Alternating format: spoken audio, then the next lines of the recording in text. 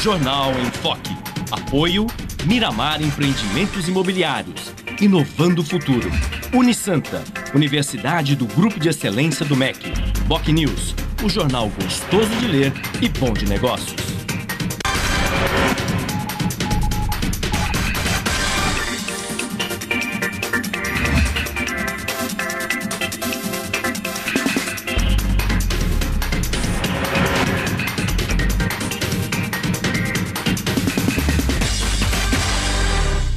Olá, bom dia. Começa agora mais uma edição do Jornal em Foque. E hoje nós estamos recebendo com muito prazer o cientista político Aloísio Azevedo e o colega jornalista, mestre da Faculdade de Artes e Comunicação da Universidade de Santa Cecília, professor Marcos Vinícius Batista. Eu gostaria de reiterar aos nossos telespectadores que nesse período de festas e início de ano novo, o programa é gravado e por essa razão não podemos contar com a participação sempre importante dos nossos telespectadores questionando os nossos convidados. Muito bem, e nós estamos praticamente a 9 meses das eleições gerais de outubro, da sucessão presidencial, da sucessão nos estados, da renovação na Câmara Federal, renovação das Assembleias Legislativas e de 1/3 do Senado da República. É o momento oportuno, propício para o debate em torno de temas fundamentais das transformações necessárias que o país requer. Transformações, por exemplo, como as reformas política, tributária, do sistema educacional, na segurança pública, entre outras reformas importantes para o país. Resta saber se a classe política tem interesse em promover esse debate para que essas reformas sejam implantadas no país a partir dos novos governos e da nova composição legislativa, vale dizer, a partir de 2015. Ou se, ao contrário, a classe dirigente vai permanecer do jeito que está e deixar essas reformas inadiáveis, por sinal, por conta do movimento popular, por conta do clamor das ruas. Mas o debate em torno de todos esses temas vocês acompanham tão logo nós tenhamos um rápido intervalo comercial. Voltaremos em seguida com o Jornal em Foque.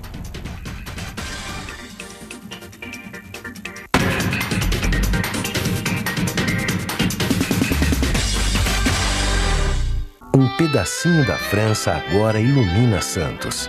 Deixe que ele ilumine sua vida. Ville de France, do Grupo Mendes. Mais um sucesso pronto para morar. Espaço, conforto e requinte para você viver todo o charme europeu. Com o melhor clima tropical e uma vista livre para o mar. Ville de France, o estilo das vilas europeias em plena cidade de Santos. Venha conhecer. Imagine como é bom aprender brincando. Brincar pensando. Pensar criando. Criar vivendo. E viver aprendendo. Colégio Santa Cecília.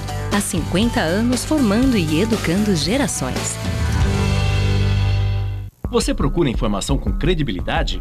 Aos finais de semana você fica bem informado ao ler o jornal BocNews, semanário distribuído em residências, estabelecimentos e shoppings de Santos. E nas bancas de todo o litoral, pelo valor de apenas uma moeda. Além disso, durante a semana, você pode acompanhar as principais notícias da região no site bocnews.com e nas redes sociais, como o Facebook. Agora você fica sempre bem informado.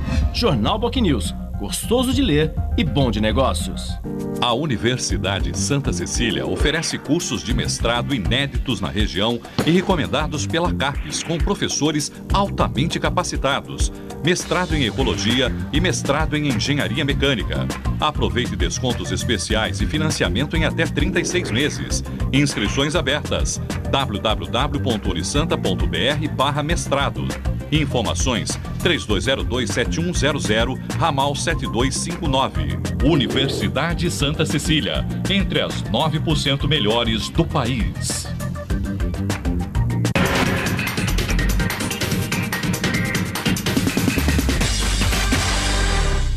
Estamos de volta com o Jornal em Foque, hoje recebendo com muito prazer o cientista político Aloysio Azevedo e o colega jornalista, professor da Faculdade de Artes e Comunicação da Universidade de Santa Cecília, Marcos Vinícius Batista. Eu gostaria de começar o programa, Aloysio, falando exatamente sobre reforma política, que é tão aguardada, tão ansiada, tão falada, no entanto, ela não acontece. Você acredita que neste ano, este debate possa ser aprofundado, um ano eleitoral, para que tenhamos, de fato, a partir de 2015, com os novos governos, uma nova composição do Congresso Nacional, de fato, a reforma política? Bom dia e muito obrigado pela presença, Luiz. Obrigado, Chico. Marcos, é um prazer estar aqui novamente. Houve uma tentativa agora, a partir da repercussão das jornadas de junho, o ano passado. Sim. Essa, em meados do ano, já estamos 6 meses de distância. Isso é impressionante como o tempo está correndo. Barbaridade. Mas foram jornadas de grande impacto, definitivas. E o mundo político respondeu com uma certa dose de, vamos dizer assim, digamos assim, de... Não era para demagogia. Até, né? Agora, que é uma característica das respostas desse mundo político, está bem defasado, obsoleto.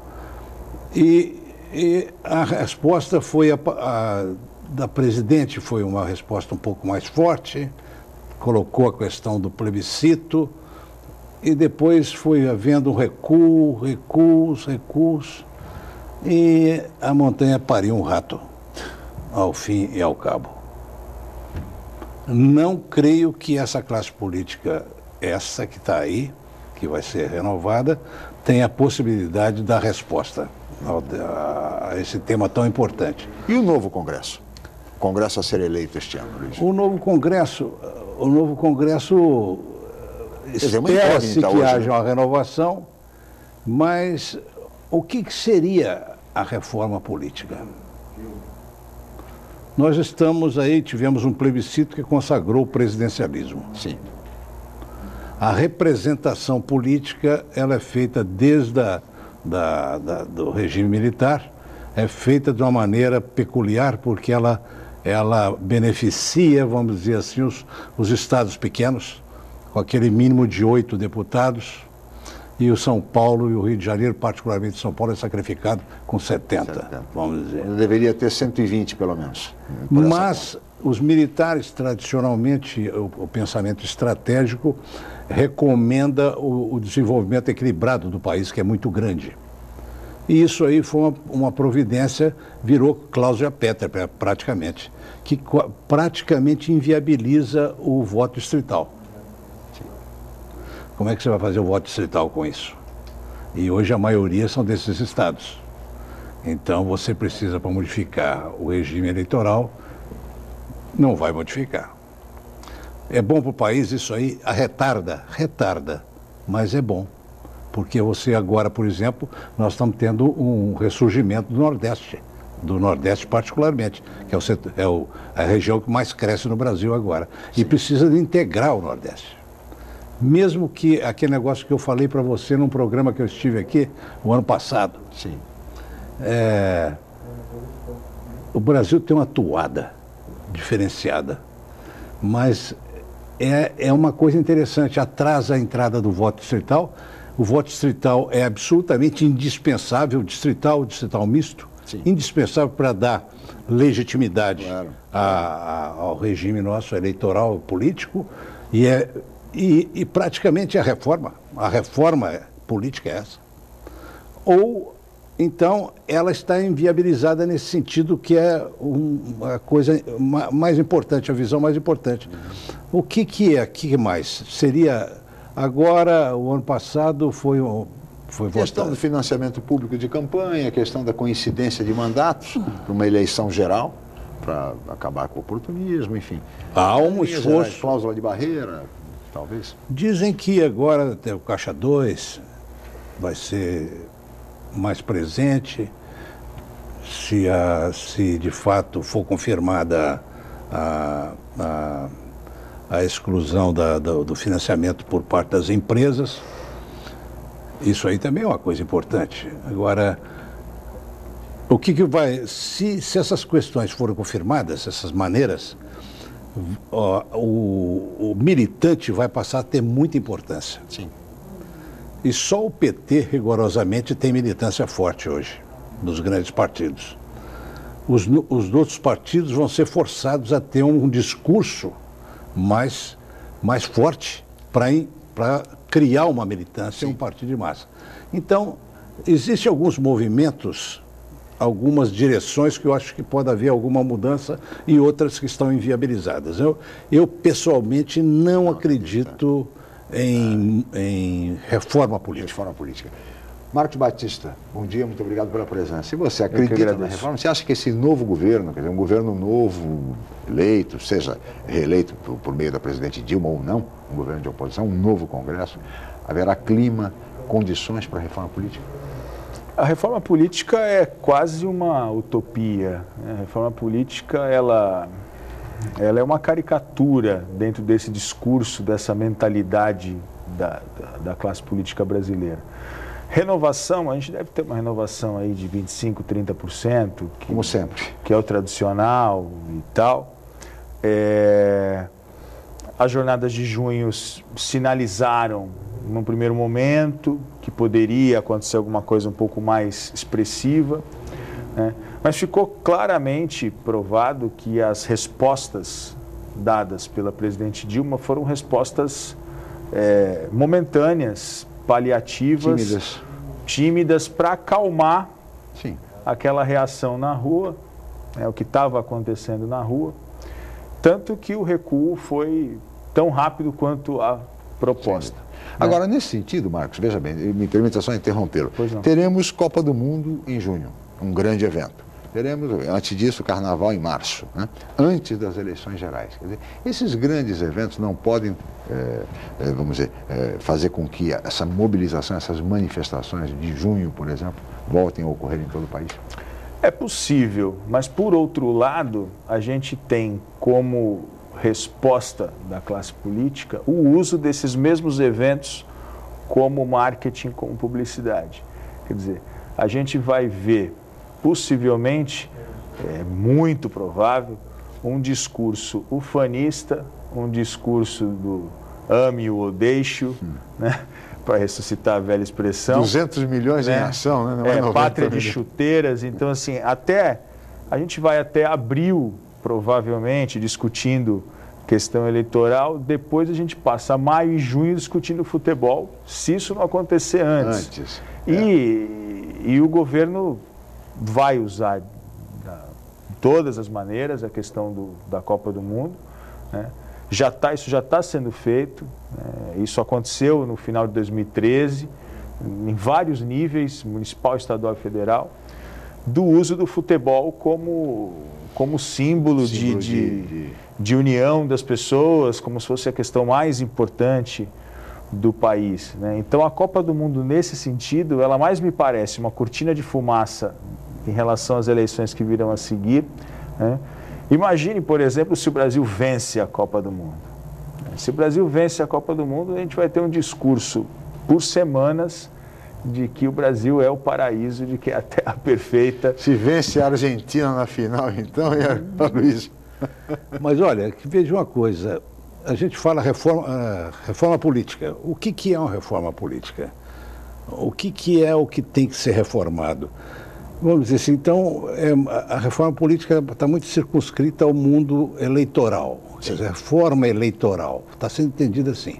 Se a gente colocar reforma política e político, o termo política, se referindo às questões de poder mais ampla, o processo de conquista e tomada do poder, não apenas eleitoral, manutenção, crescimento, efeito sobre o crescimento.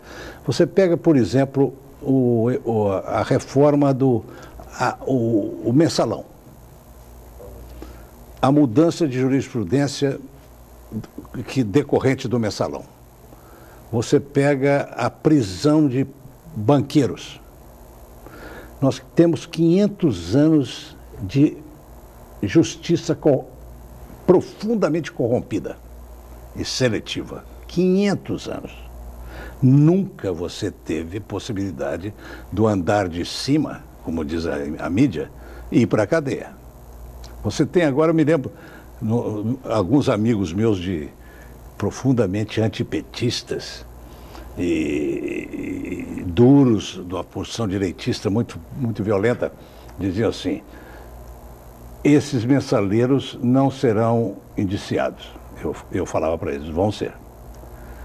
Não serão condenados. Vão ser. Não serão, não irão para a cadeia. Irão para a cadeia. Eu estava com uma visão um pouco mais ampla, percebendo a jornada de junho, os efeitos, essa coisa toda que está acontecendo, a importância do Brasil, a importância da segurança jurídica ao capital e introduzir uma justiça não seletiva. E aí aconteceu e eles hoje me cumprimentam assim, sem graça. Não acreditavam nisso aí. Agora, olha o significado disso. Sim. Olha o significado disso. Hoje, 2 expoentes políticos são um negro presidente do Supremo e a Eliana Calmon.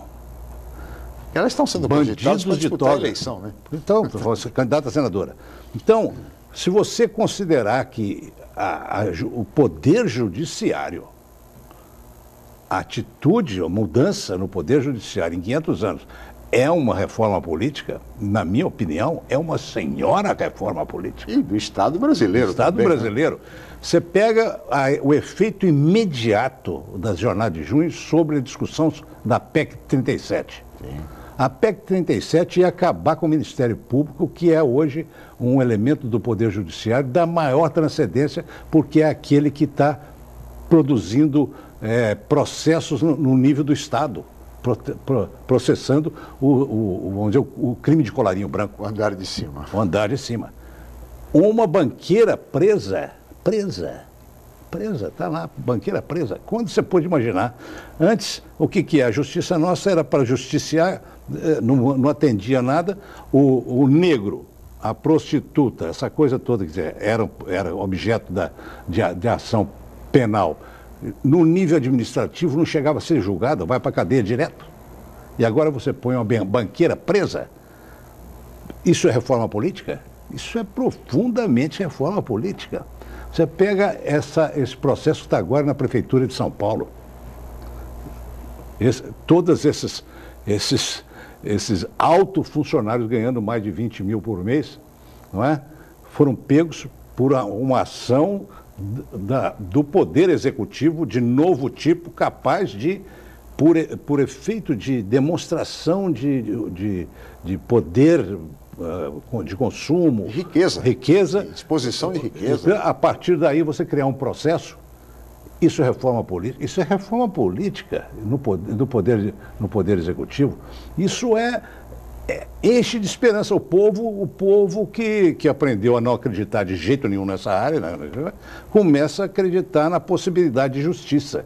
A possibilidade de justiça num país de 500 anos de impunidade e corrupção, de cima para baixo, é uma reforma política. Apesar da lentidão desses processos, que essa é uma questão que também a população reclama muito, da lentidão, em função dos graus de recurso, dos níveis de instâncias, que isso também exigiria uma reformulação no sistema judiciário do Brasil, no sentido de torná-lo mais ágil e mais eficiente. Eu peço a licença dos senhores, nós vamos para um rápido intervalo e voltaremos em seguida para o Jornal em Foque.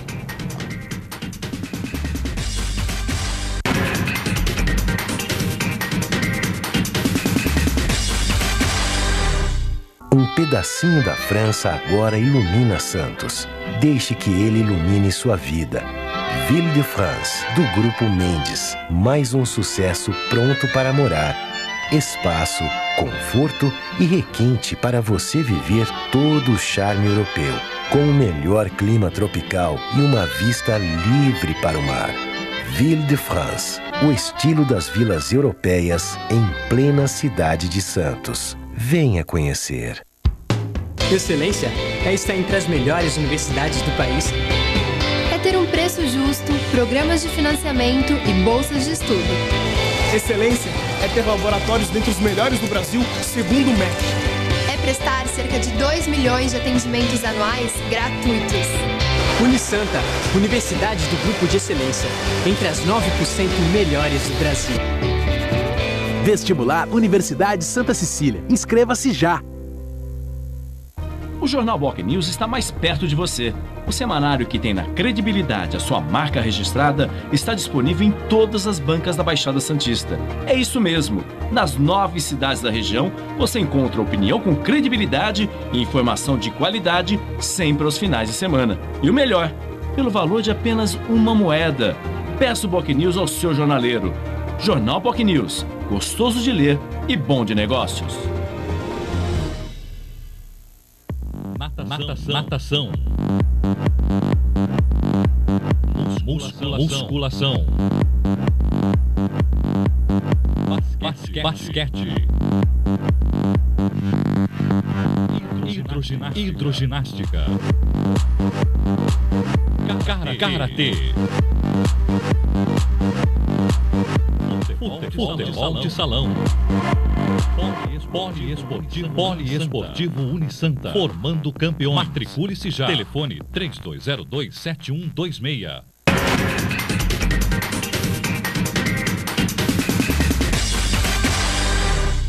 Muito bem, estamos de volta com o Jornal em Foque e hoje recebendo com muito prazer o cientista político Aloysio Azevedo e o professor Marcos Vinícius Batista, professor da Faculdade de Artes e Comunicação da Universidade Santa Cecília e jornalista. Eu gostaria agora, Marcos, de lhe colocar o seguinte, diante de tudo aquilo que o Aloysio disse no bloco anterior, o exemplo do mensalão, a condenação pelo Supremo Tribunal Federal, a prisão dos mensaleiros, ícones aí da política, enfim, do mundo econômico, banqueiros, etc. e tal.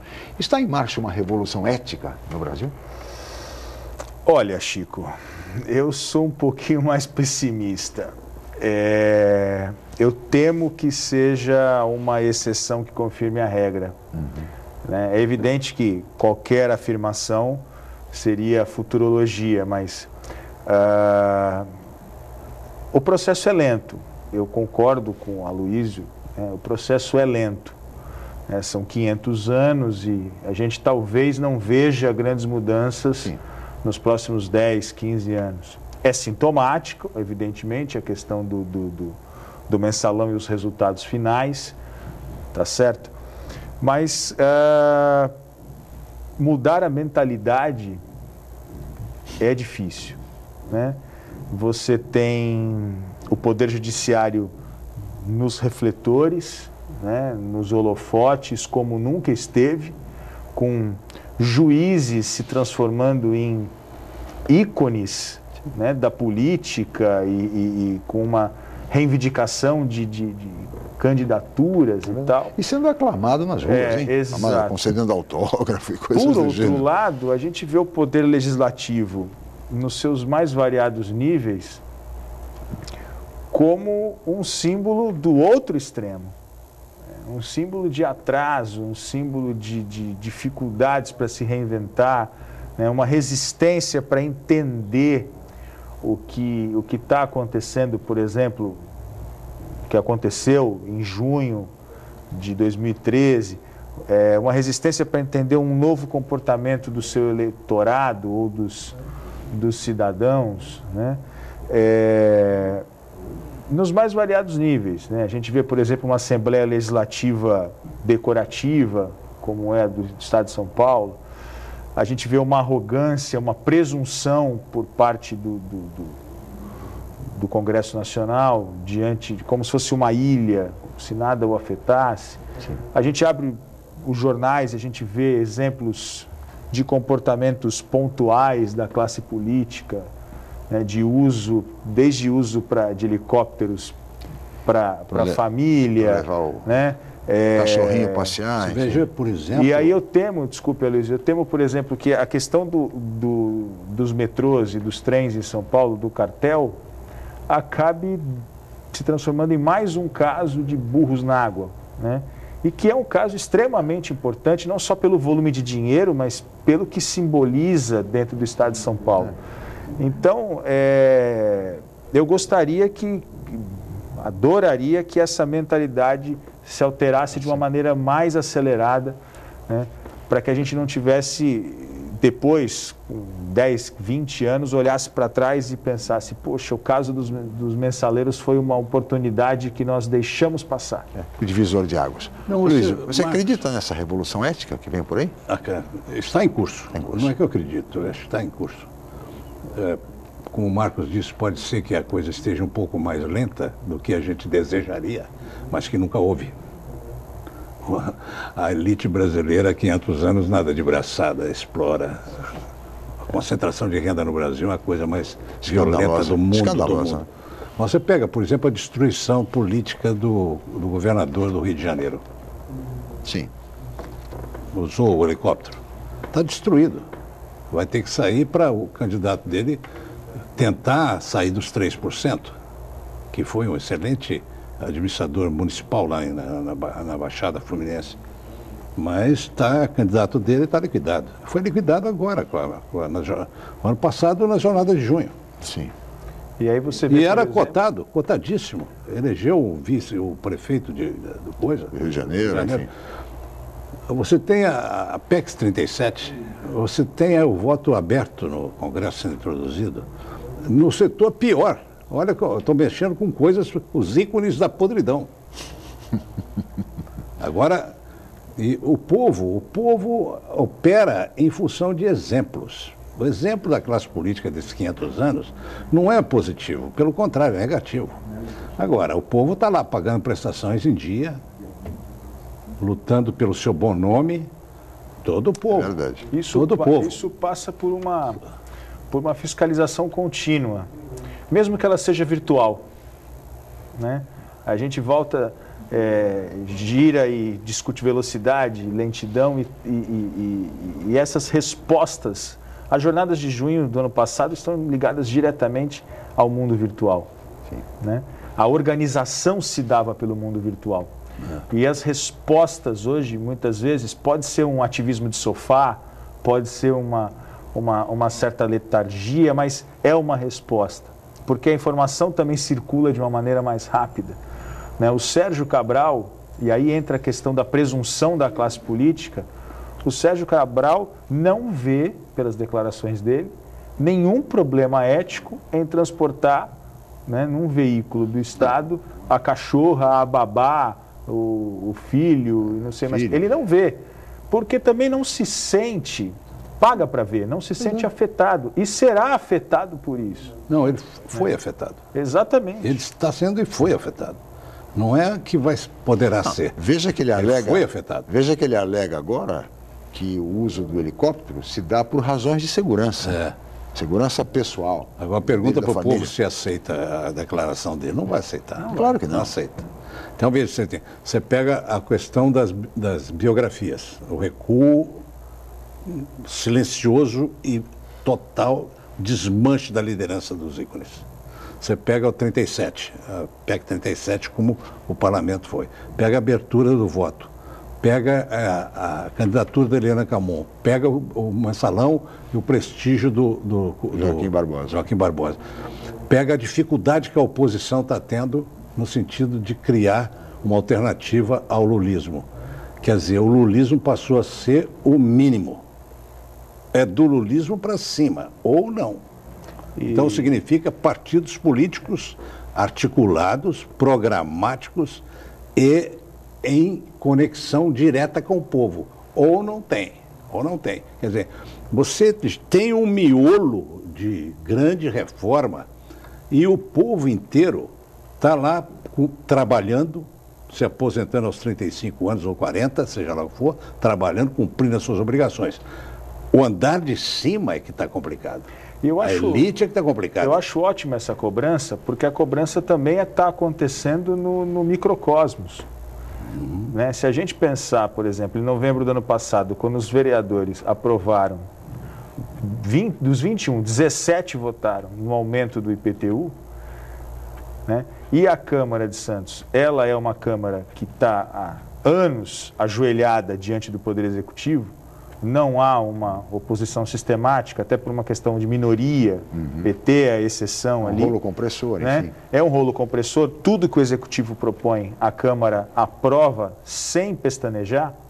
Né? Aliás, essa característica de rolo compressor, ela é bem antiga. Exatamente. Vem desde a época da ditadura, mesmo nos governos do PT, nos governos, todos os executivos dispuseram de uma bancada. Por exemplo, o IPTU foi aumentado, né, na capital de São Paulo. E o que aconteceu? O que aconteceu lá? O que aconteceu no IPTU?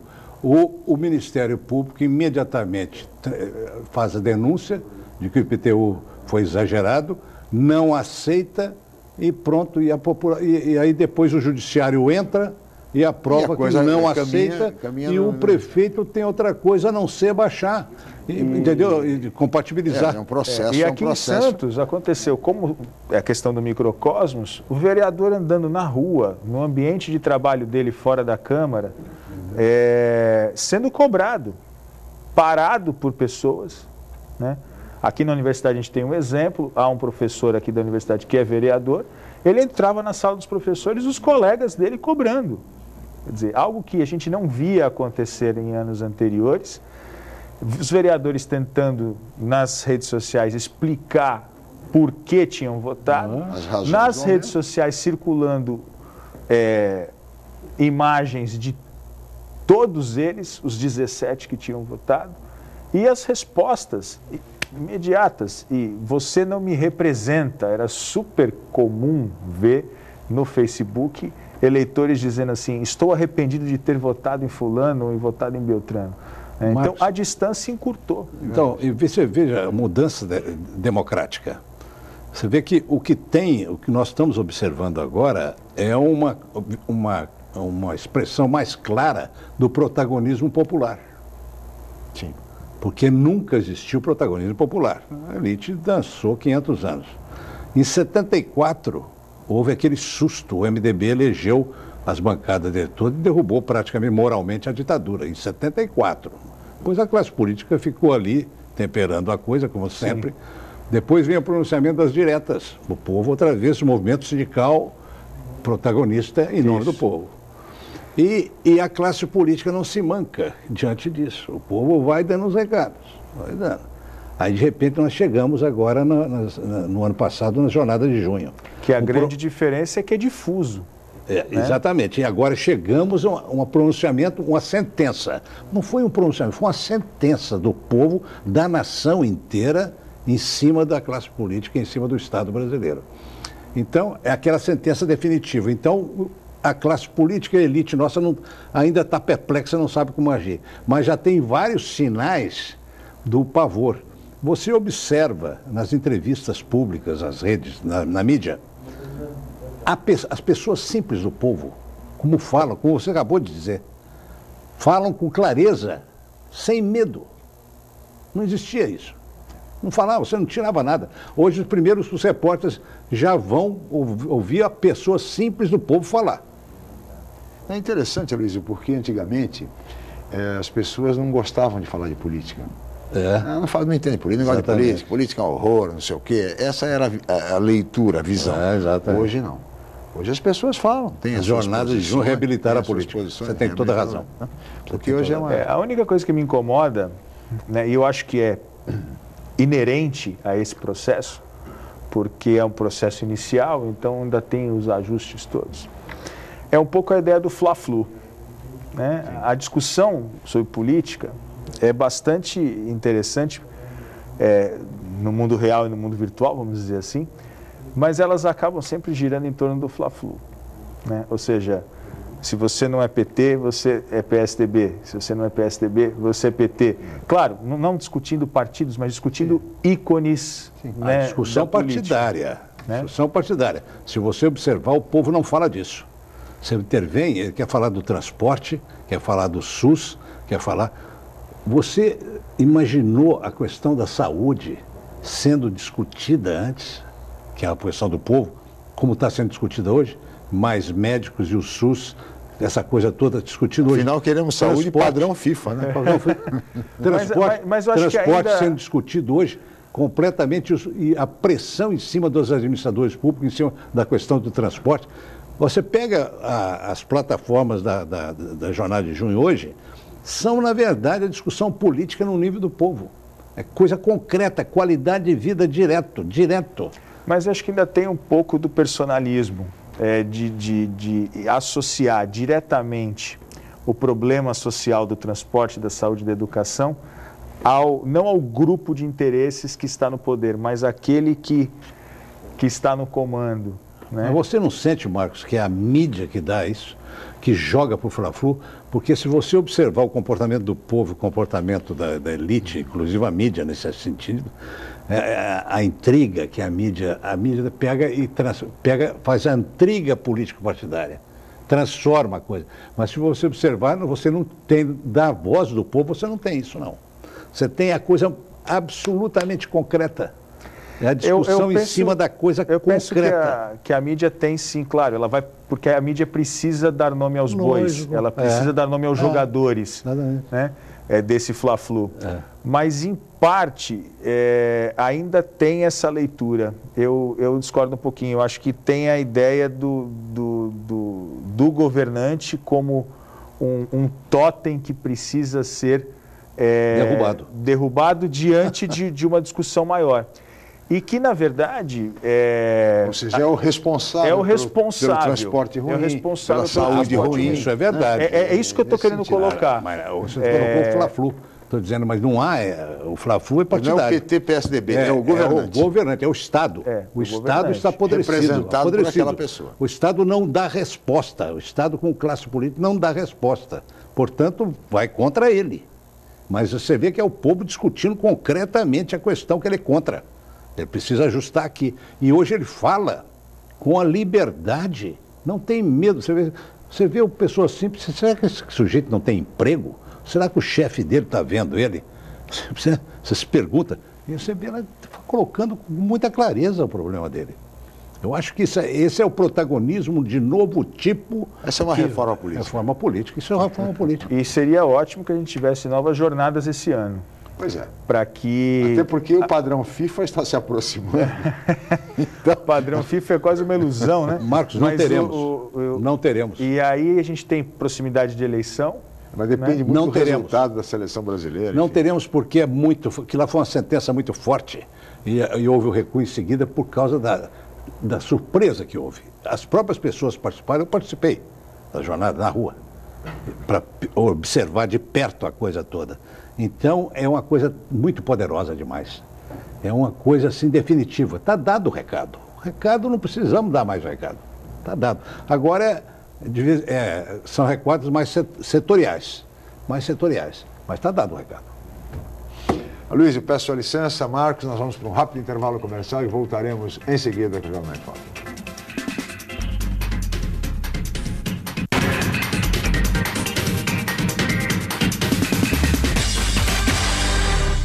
Um pedacinho da França agora ilumina Santos. Deixe que ele ilumine sua vida. Ville de France, do Grupo Mendes. Mais um sucesso pronto para morar. Espaço, conforto e requinte para você viver todo o charme europeu. Com o melhor clima tropical e uma vista livre para o mar. Ville de France, o estilo das vilas europeias em plena cidade de Santos. Venha conhecer.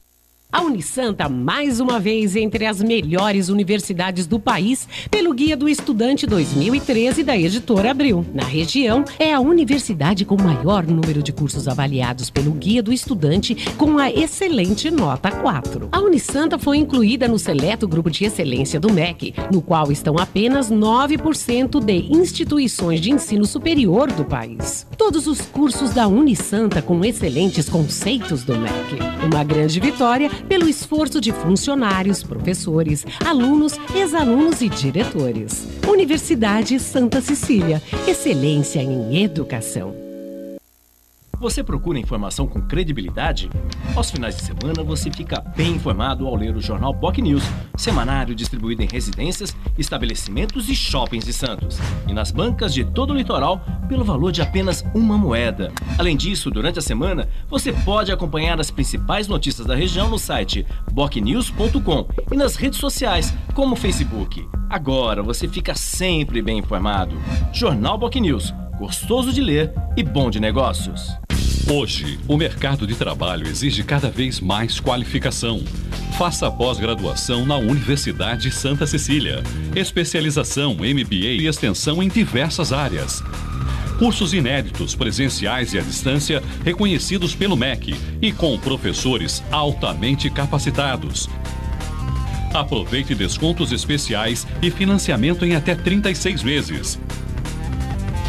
Pós-graduação Universidade Santa Cecília, levando você ao sucesso profissional.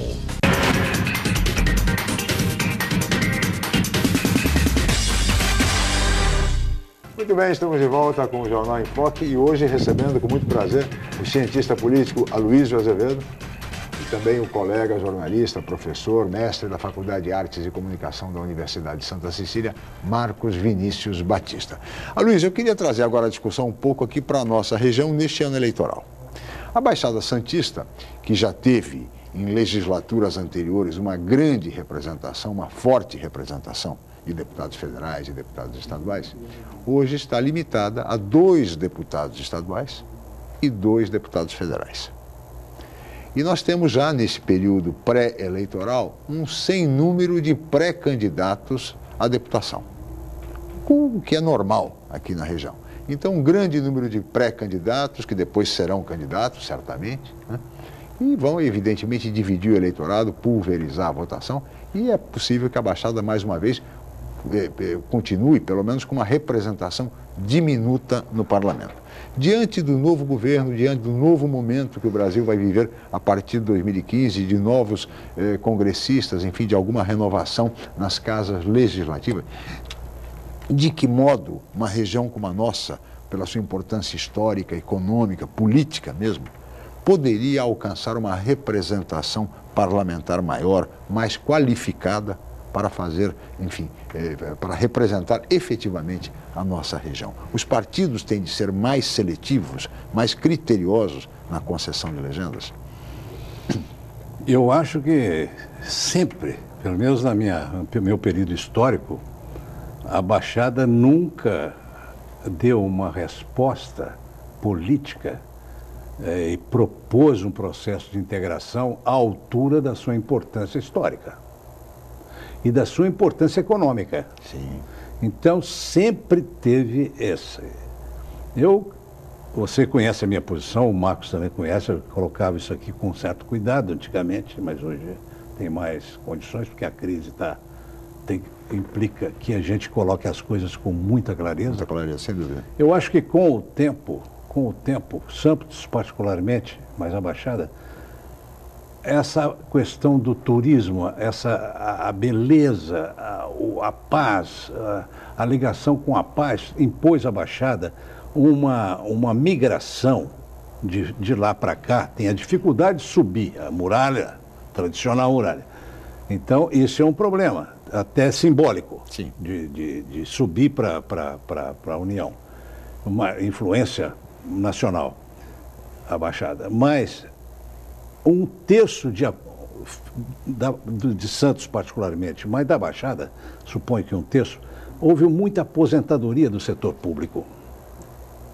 Então, de repente, nós tivemos aqui um nível de conformismo, um nível de, digamos assim, de apatia nessa parte, que só pode ser explicada pelo controle que esses aposentados do setor público assumiram da região e da cidade. É incrível como, olha, depois do pré-sal, então nem se fala, mas o Porto de Santos, o pré-sal, o turismo, tudo isso tinha que levar essa região a uma intervenção fantástica no nível. Claro. Tem a muralha física e tudo, mas funcionou como uma muralha mental. Então é uma coisa incrível. E eu só posso, pela experiência que eu tive aqui, atribuir ao tipo de aposentado que acabou vindo para cá, que só quer a paz do cemitério, não quer mexer com nada, não quer fazer nada, só pensa na coisa dele. Então, eu acho que é isso que dificulta. E tem a cultura do veranismo, né? A cultura do veranismo, aquele negócio que a gente falava. Então, eu tenho uma pena com a molecada, com a juventude daqui.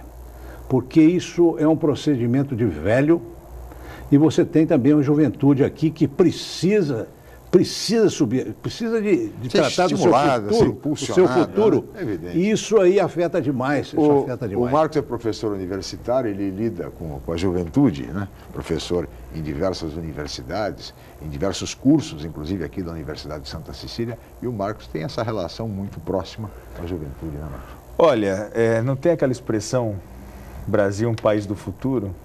A Baixada Santista é a região do futuro. Se a gente fizer um retrospecto histórico, não precisa ir muito longe, né? Não precisa voltar lá no século XVIII, que Santos era miserável e tal, né? Mas a Baixada Santista está sempre esperando uma galinha dos ovos de ouro, né? Era o turismo de negócios 5 anos atrás, aí de lá para cá o discurso do pré-sal. Então a gente está sempre esperando algo acontecer, vindo de fora para dentro, não de dentro para fora.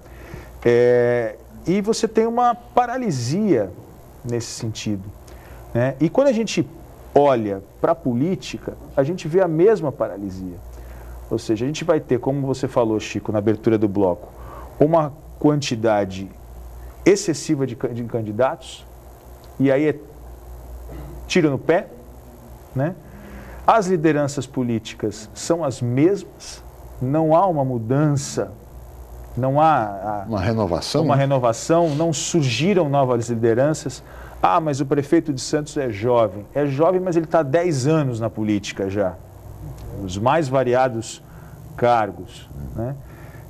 Deputado duas vezes. Deputado, secretário, quer dizer, ele praticamente não exerceu o mandato de deputado, foi sempre secretário estadual, mudando de pastas e tal. Então a gente não tem a formação de novos líderes políticos. Então a gente vai continuar com os mesmos representantes, buscando espaço na Assembleia Legislativa e na Câmara Federal. É o Mourão na Praia Grande, né, que abandonaria novamente a Prefeitura da Praia Grande, como ele sempre fez. O Márcio França, talvez, né? A Thelma tentando a Assembleia Legislativa outra vez. O próprio, né? Beto Mansur. O próprio Beto Mansur. Quer dizer, a gente olha, são políticos que já estão aí com 60 anos, 70 anos, e a gente não vê a formação de novas lideranças políticas para oxigenar esse cenário, né? Então, essa mentalidade de velho, que o Aloysio bem colocou, ela está, em parte, nesse discurso de vamos esperar que façam algo por nós, né? Que venha de fora, como que venha falou, de fora, e a falta de renovação da classe política. O maior símbolo disso tudo, na minha opinião, é a região metropolitana da Baixada Santista, que nunca existiu, que sempre foi um discurso muito bem colocado, mas na prática ela não existe. Veja, se você considerar que uma região metropolitana pressupõe soluções comuns para problemas comuns, e que o transporte público é o fator de integração de uma região metropolitana, que sem um transporte público você não consegue, na verdade, integrar essa região metropolitana. Por mais que ela seja uma região metropolitana de direito, mas ela não será nunca uma região metropolitana de fato. Exato. Só agora, o VLT, o veículo leve sobre trilhos, o metrô de superfície, está começando a ser implantado em São Vicente, e já temos demandas judiciais, questionamentos judiciais. E que nunca teve um projeto metropolitano. Uma integração horizontal, né? Sim, integração horizontal. Mas, progressivamente falando, a integração tem que ser, claro, oblíqua. Até pela condição estratégica da nossa região. E nós levantamos aqui há anos a questão da logística. Sem dúvida. Aqui só poderia pintar para nós, numa linguagem assim mais vulgar, uma integração com o futuro, uma coisa mais progressiva, se você tratasse a logística com prioridade absoluta. Porque é o destino. Sim. É o destino progressivo. Implica numa logística. Mas isso e uso de transportes realmente de granel essa coisa toda que nós realmente... Mas isso você falava há 10, 20 anos. Pois então, exatamente. E hoje continuamos com os gargalos, os mesmos gargalos, só que muito mais acentuados, potencializados. Eu cheguei a chamar aqui a nossa via principal aqui com o Planalto. Sim, Anchieta, Imigrantes. Chamava de rua, né? Chamava de avenida. Quando se inaugurou, tentando levar essa ideia. Quando se inaugurou com pompa e circunstância a duplicação da rodovia dos imigrantes, qualquer especialista já dizia na época, já está, é natimorta, quer dizer, já está ultrapassada. E a gente está enfrentando esses problemas todos. O ano passado houve uma série de problemas gravíssimos em relação ao transporte, esse ano. que vão se repetir, porque quando começar a safra de soja outra vez, teremos novamente o problema. Todo mundo sabe desse problema, né? Não se discute, por exemplo, a questão ferroviária. Houve um crescimento, mas ainda é insuficiente para o modelo andar. O próprio modal hidroviário, que se discutiu tanto, se pensou tanto, não se fez, Aloysio. Nada. 4 anos atrás, Aloysio, os prefeitos de 3 cidades da região, Santos, São Vicente e Cubatão, fizeram uma brincadeira de percorrer rios. Não sei se você lembra, Chico. Lembro. Porque havia um projeto de transporte fluvial. Nunca saiu do papel, né? Houve até um acidente de barco na época, com a imprensa e tal. Fizeram todo um carnaval de que vamos procurar uma alternativa, criar corredores fluviais. E nada. Marcos, e nada. Chico, quando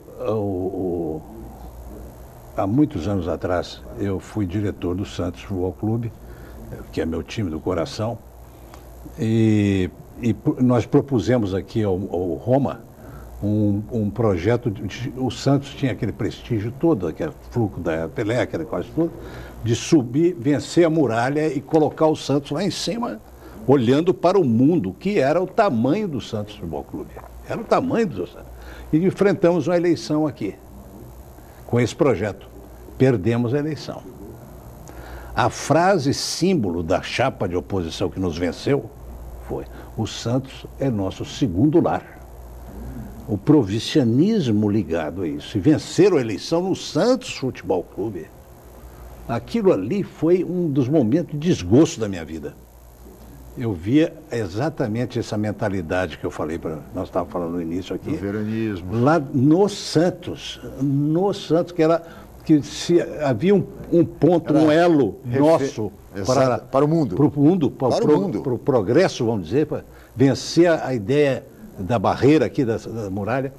Era aquele projeto, criamos uma subsede lá em Santos, que eu dirigia a subsede, a montagem da subsede, na rua Vai Andava, tudo.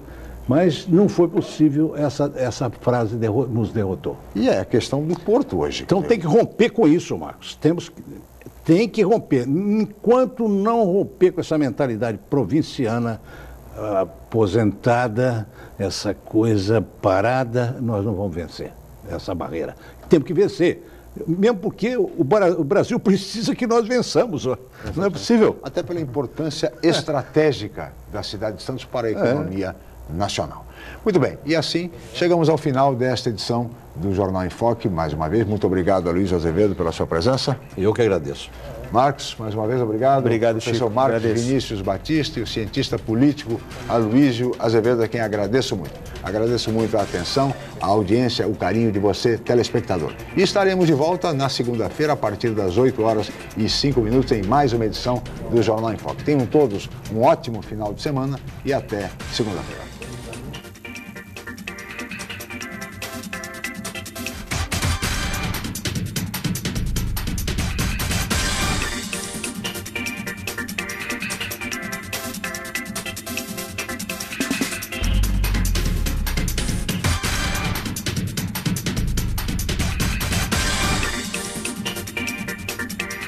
Jornal em Foque.